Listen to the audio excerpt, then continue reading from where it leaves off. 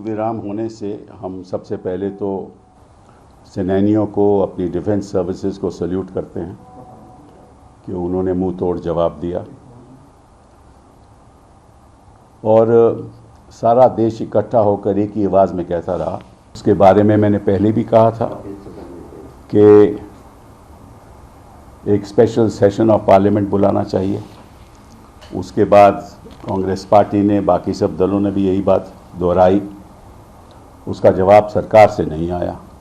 मैंने ये भी सुना है कि पहलगाम में उनका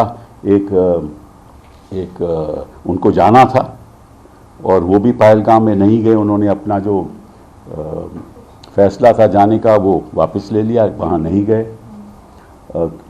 मालूम नहीं क्यों नहीं गए। मुश्किल ये है कि कोई सवाल देने वाला है, जवाब देने वाला है नहीं। आप डोनाल्ड ट्रंप को भी देख लीजिए, रोज़ के रोज़ वो प्रेस के सामने आते हैं, रोज़ के रोज़ जवाब देते हैं।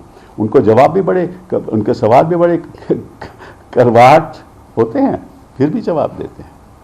यहाँ तो मुद्दत भी गए 10 साल से ज़्यादा हो गए, कोई सवाल पूछने वाला ही नहीं है। हम इतना ही कहेंगे कि आप स्पेशल सेशन बुलाइए। हम इतना ही कहेंगे कि स्पेशल एक ऑल पार्टी मीटिंग बुलाइए। और मैं राजनीतिक दलों से मैं सलाह तो दे नहीं सकता, बट इतना कहना चाहता हूं कि जब तक सरकार ये आश्वासन नहीं दे कि प्रधानमंत्री जी उस ऑल पार्टी मीटिंग में शामिल नहीं होंगे, तब तक आपको उस मीटिंग में हिस्सा नहीं लेना चाहिए।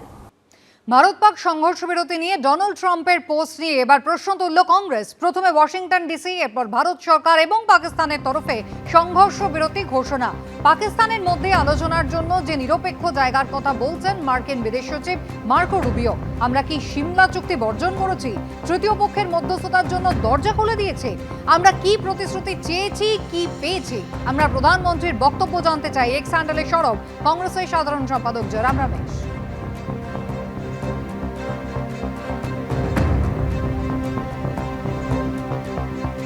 ভারতীয় সেনা যোগ্য জবাব দিয়েছে, সেনাবাহিনীকে স্যালুট। এখন যেহেতু যুদ্ধবিরতি হয়েছে, বর্তমান পরিস্থিতিতে সংসদের অধিবেশন ডাকা উচিত। প্রধানমন্ত্রী কেন পহেলগাঁও যাননি প্রশ্ন তুললে উত্তর দেওয়ার কেউ নেই। আমেরিকার সঙ্গে কি আলোচনা হয়েছে আমরা কেউ জানি না।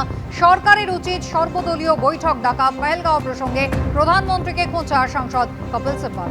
গতকাল সংঘর্ষ বিরতি নিয়ে পোস্টের পর আজ ফের পোস্ট করলেন মার্কিন প্রেসিডেন্ট ডোনাল্ড ট্রাম্প। তিনি লিখেছেন, ভারত ও পাকিস্তান দু দেশের সঙ্গেই বাণিজ্য বাড়াবে আমেরিকা। দু দেশের সঙ্গে এমনভাবে কাজ করার চেষ্টা করা হবে যাতে হাজার বছরের কাশ্মীর সমস্যার সমাধান হতে পারে। এক্স হ্যান্ডেলে মার্কিন প্রেসিডেন্ট আরও লেখেন, আগ্রাসন থামানো প্রয়োজন, এটা বুঝতে পেরেছে দুদেশ, এটা তাকে গর্বিত করেছে। অধ্যাপক রাজাগোপাল ধর চক্রবর্তী রয়েছেন আমাদের সঙ্গে এই মুহূর্তে। কিভাবে দেখছেন গোটা বিষয়টা রাজাগোপাল? না দেখুন, গতকাল যুদ্ধবিরতি হবার অনেক আগেই আমেরিকান প্রেসিডেন্টের আমরা টুইট দেখেছিলাম। সেখানে উনি বলার চেষ্টা করেছেন উনি যুদ্ধ থামাচ্ছেন, এবং আজকে যে টুইট করলেন তাতে এটা বোঝা যাচ্ছে যে উনি বোঝাচ্ছেন যে ভারত আর পাকিস্তানের সঙ্গে আরো বেশি বাণিজ্য করবে আমেরিকা, এটা উনি বলছেন। ঠিক আছে, সেটা তো ওনার করার সুযোগ আছে। চীনের উপর যেভাবে ট্যারিফ বসেছে, ভারত পাকিস্তানের সঙ্গে বাণিজ্য বাড়ার সম্ভাবনা আছে। তবে যেটা বোঝা যাচ্ছে না যে হাজার বছরের কাশ্মীর সমস্যা ভারত পাকিস্তানের মধ্যে, পাকিস্তান দেশটা সৃষ্টি হলো মানে আজ 75 বছর মতন হয়েছে। সেই দেশটা তার হাজার বছরের সমস্যাটা উনি কোথা থেকে পেলেন, ওনার ইতিহাস নলেজ নিয়ে আমি কোনো বিদ্রুপ করছি না।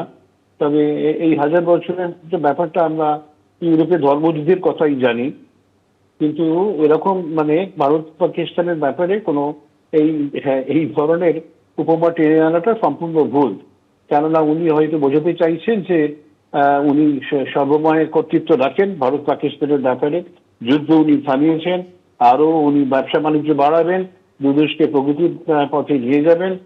সুতরাং ওনার কথা শুনেই ভারত পাকিস্তান চলছে, ওনার কথা শুনেই ধর্মযুদ্ধ থেমে গেছে। অর্থাৎ পাকিস্তান কাশ্মীর, ভারত পাকিস্তানের সমস্যা কাশ্মীর নিজের সমস্যা, সেটাও উনি থামিয়ে দেবেন, এটা উনি বোঝানোর চেষ্টা করছেন। কিন্তু দেখা গেল যুদ্ধবিরতি শুরু হবার শেষ হবার কিছুক্ষণের মধ্যেই গোলাবর্ষণ হয়েছে। পাকিস্তান যাকে বিশ্বাস করা যায় না তাকে ভারত বিশ্বাস করেছে, কারোর চাকরি পরেই হোক বা নিজের কোনো স্ট্র্যাটেজিক কারণেই ঘটুক। কিন্তু জানি না শেষ পর্যন্ত পাকিস্তানকে কতটা বিশ্বাস করা যাবে। তবে এই এই এই জায়গায় আমেরিকার যে ধরনের দাবি এটা খুব রহস্যজনক। যেভাবে কানাডাকে 52তম দেশ হিসেবে দাবি করছে, গ্রিনল্যান্ডের অধিকার চাইছে, সেই দেশ ভারতকে না একদিন দাবি করে বসে বা পাকিস্তানকে দাবি করে বসে। তো আমেরিকার ভূমিকাটা নিয়ে নানান মনে নানান প্রশ্ন আসবে। এখন ভারত যদি সঠিকভাবে জানিয়ে দেয় যে কি কারণে যুদ্ধবিরতি হয়েছে, তাহলে এই সমস্ত দাবিদারদের অনেক দাবি নস্যাৎ হয়ে যেতে পারে।